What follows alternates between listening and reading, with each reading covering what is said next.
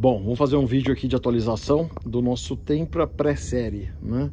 Não vou chamar ele mais nem de ouro nem de prata, né? No primeiro vídeo dele, eu tinha dito que ele era um Tempra prata, né? E o que tinha me levado à conclusão dele ser um Tempra prata era o fato dele ter o 2.0 em prateado aqui do lado, né? Ele não ter a madeirinha lá no painel, né? E por ter sido um carro doado pela Fiat para o Senai para ser um carro de cobaia, né? Um carro de laboratório, né? Tinha imaginado que a Fiat provavelmente não daria um carro top, né?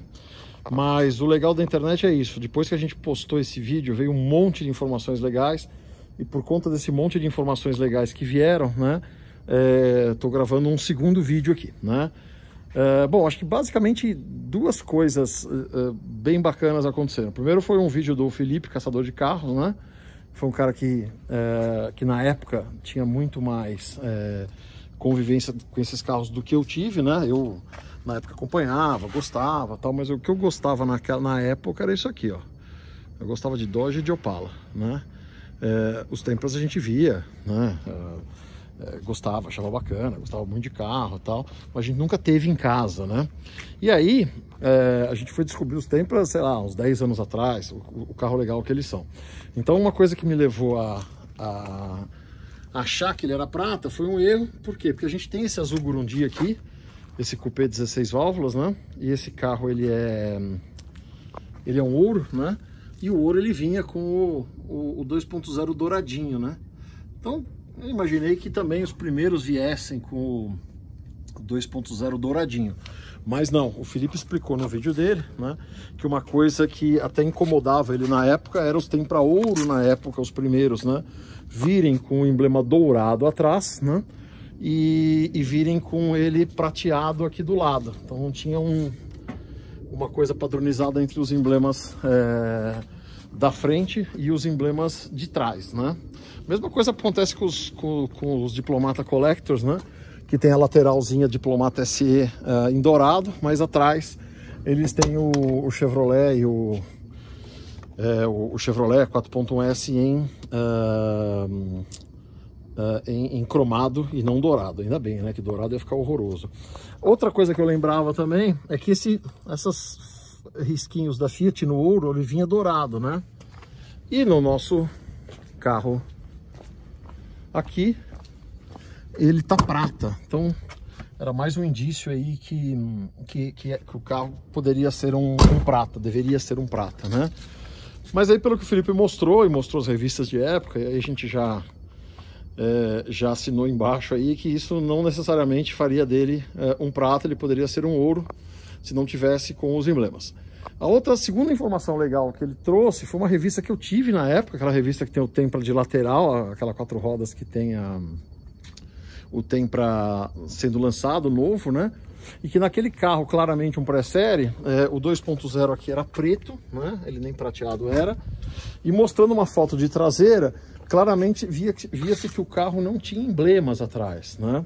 E quando a gente olha aqui, ó, não tem nenhuma sombra de emblema, não tem nenhum negócio, tem um risco aqui, mas não tem aquela sombra de que um dia teve a marquinha Tempra, Fiat e tal, né?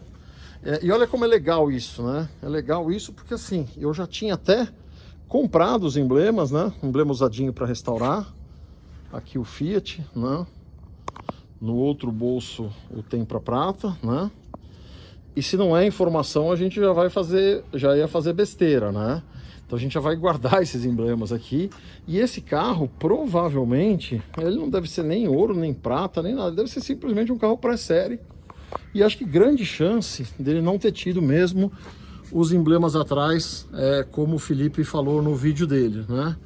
Então, putz, isso é muito legal. Ó, aqui tem algum... Não. Mas não tem nada a ver com o emblema, aqui é um risco só.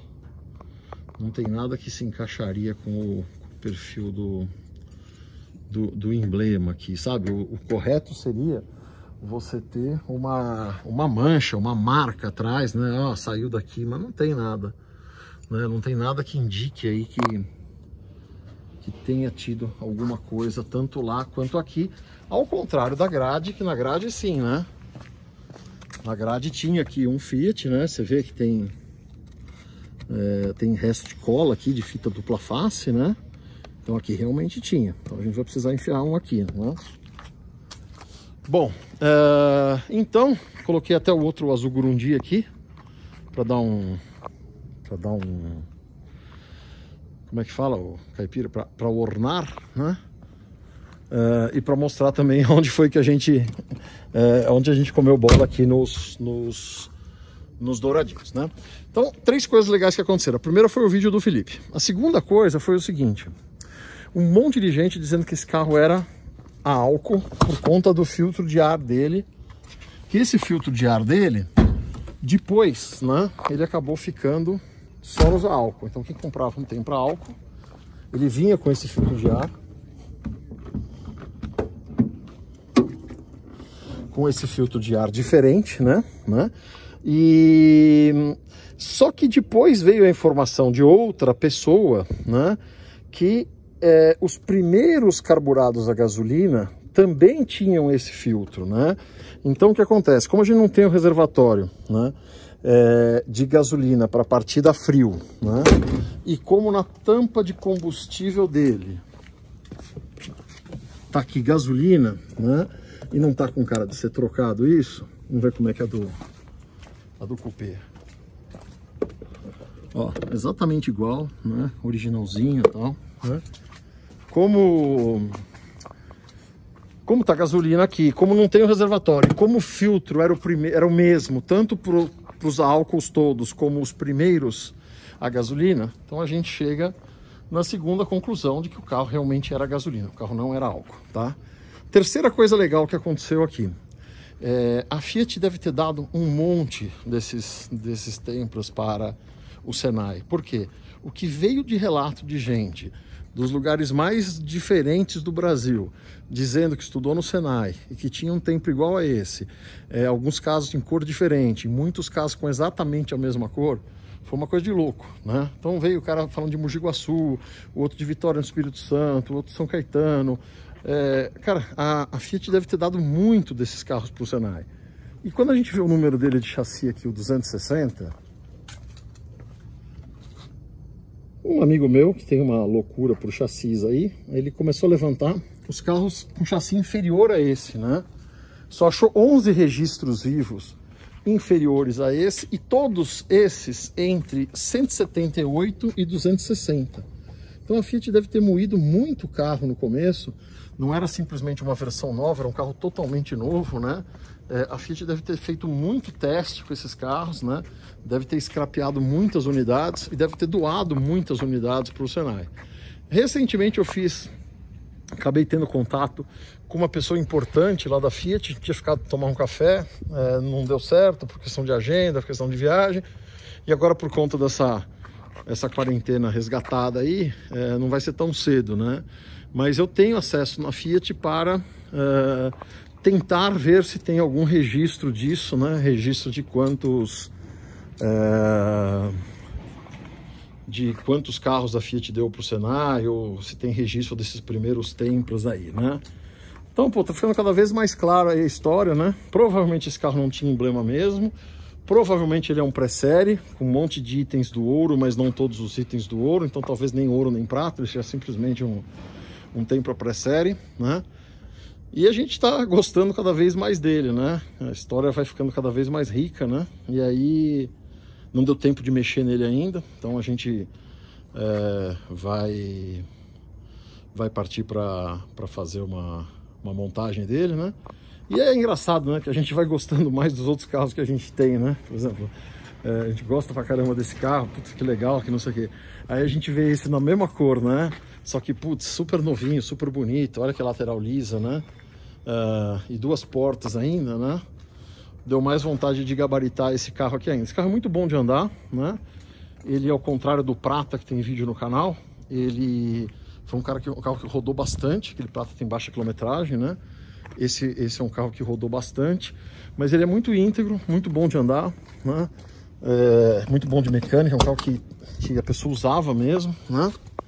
E aqui dentro, internamente, ele precisa de um gabarito, ó, aquele acabamento de madeira aqui, praticamente sumiu o acabamento de madeira, né? Precisa resolver o rádio, né? Essa pecinha eu cheguei até a comprar, ela descoloriu, mas de resto ele é bem completinho, carro bem bacaninha. Gasolina no osso, né?